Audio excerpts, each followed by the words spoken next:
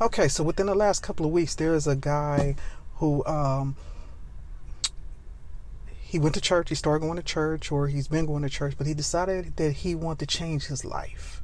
So he did exactly what the church wanted him to do.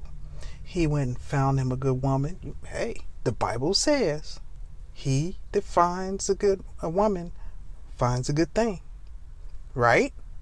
Okay, so he finds this woman.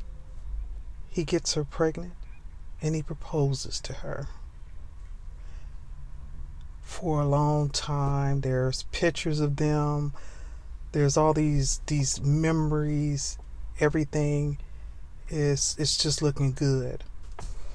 And next thing you know,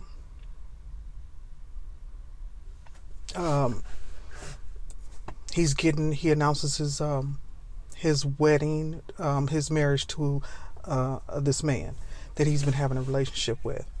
Now, I made my little comment, and boy, people start coming at me. Look, check this out.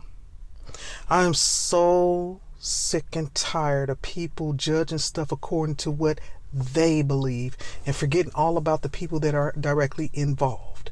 Enough is enough. I'm so glad that the time has come to where everything is just coming out all from up under the table. I don't give a dang on who you are. It's all coming out. Okay? Now, what's coming out is not comfortable. It's not comfortable for a lot of people.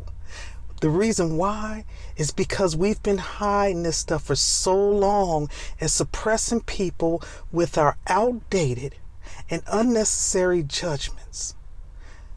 We fall for it every single time. But here's the thing.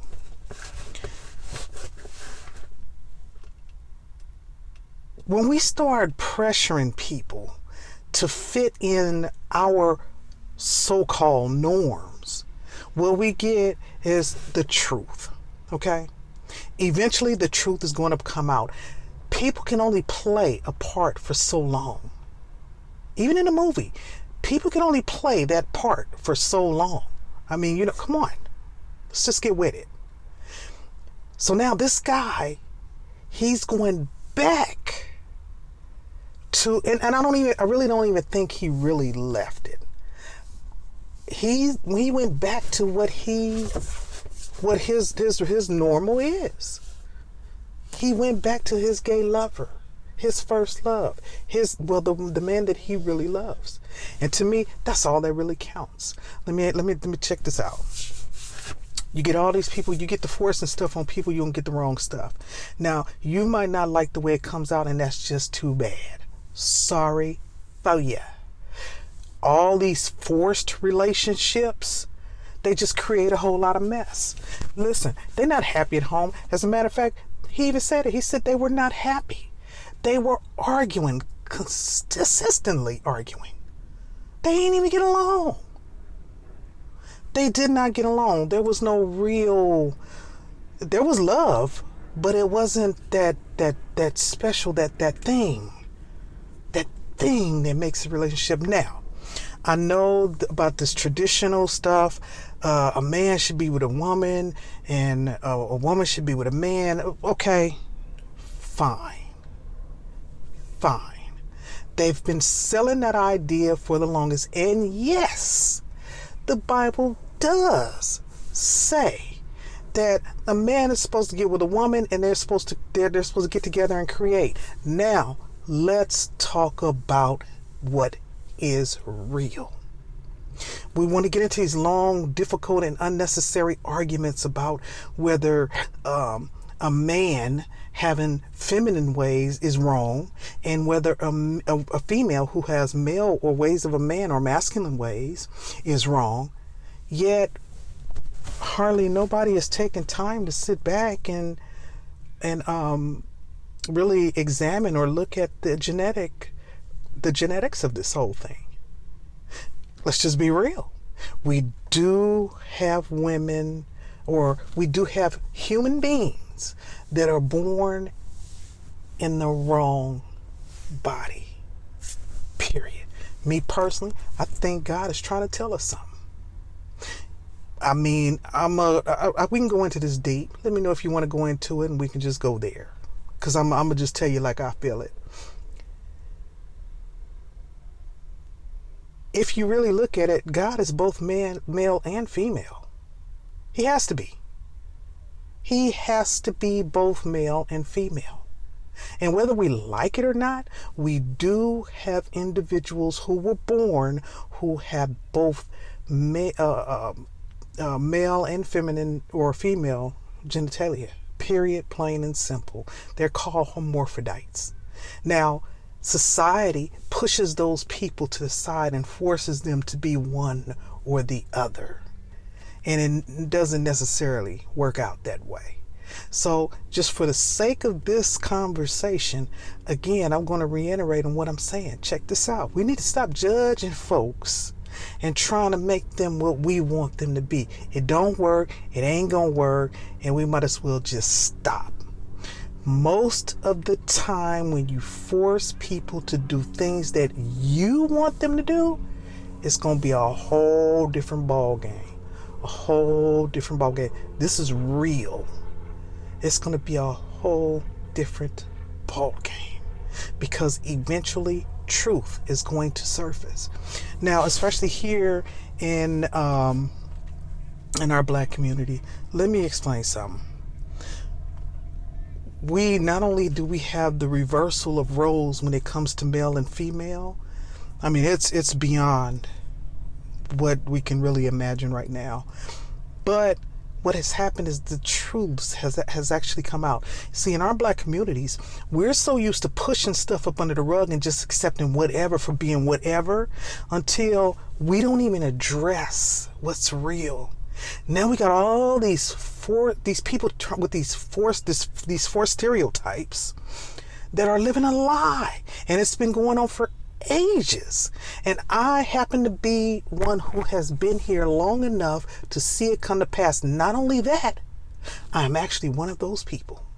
So now, man, when it comes to our ideas about people, we need to stop that. And all this here judging and carrying on or whatever, I understand the social media stuff. You know, I said a long time ago at the beginning of this whole social media thing that, you know, social media can play it can be a curse, and it can also come in as a blessing. It is a curse because it's forcing people to come out, to be transparent, to be truthful, to be real. It is, no matter what.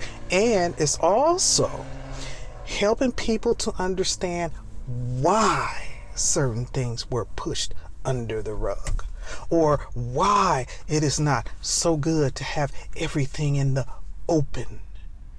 No, man. We gotta change some of our ways, man.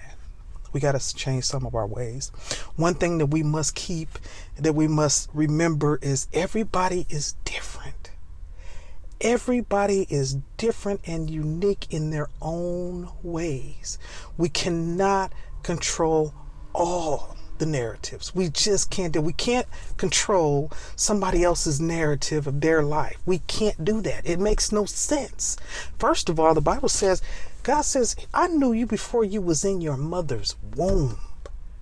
That applies to each and every last one of us. That means that everybody has their own journey, and everything that they go through in life, it's preparing them for their journey, not your journey.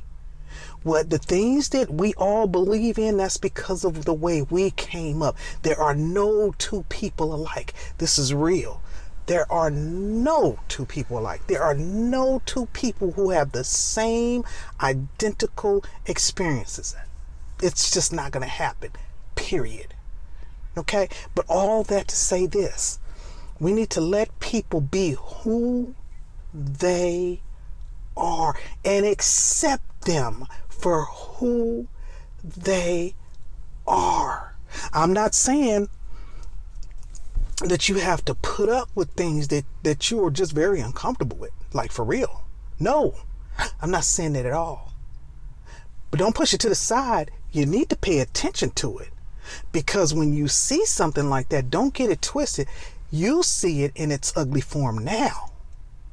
And if you're not careful, it'll show up all dressed up in your life somewhere.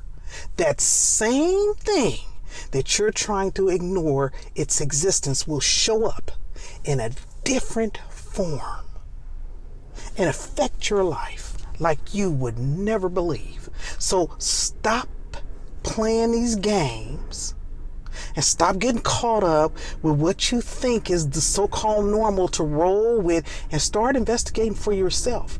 And also, you need to know and you need to understand who you are. Who you are. You were uniquely designed by God. So we're not going to sit up here and play games and let people try to take responsibility for what we do in our lives, or have the nerve to take accountability for our lives. No, we're not doing that. We're not doing that. First of all, the only thing that you can run is maybe an animal. You can't run a whole human being.